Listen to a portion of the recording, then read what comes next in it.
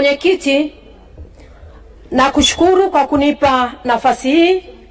Naomba nisome kwa ufupi ili tuweze kuelewa.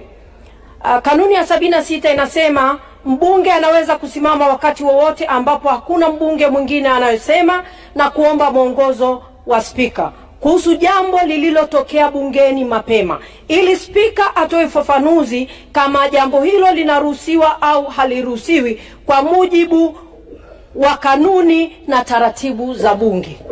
Mheshimiwa Mwenyekiti, mapema leo asubuhi niliuliza swali la nyongeza kwenye Wizara ya Ardhi nikieleza mgogoro wa ardhi unaotokea Kilimanjaro.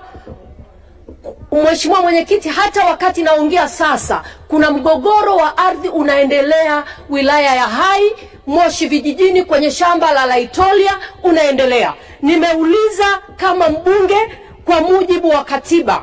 Ninaelewa bunge letu linafuata katiba. Ndani ya bunge kuna wabunge wa viti maalum, kuna wabunge wa majimbo, kuna wabunge wa kuteuliwa na rais, kuna wabunge ambao ni wawakilishi wa baraza la wakilishi, lakini kuna mwanasheria mkuu wa serikali.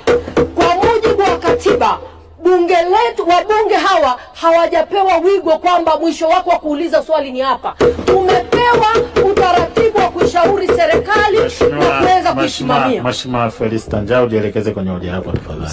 Sawa, naelekea kwenye mwongozo Mheshimiwa Mwenyekiti. Mheshimiwa Mwenyekiti, wakati nauliza swali, Mheshimiwa Naibu Waziri hakuniaddress swali langu kabisa. Maana yake hakunijibu mimi.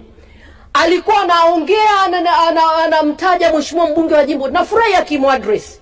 Lakini Mheshimiwa Mwenyekiti, nilikuwa naomba anijibu mimi kwa sababu sikutendewa haki. Hakunijibu swali langu.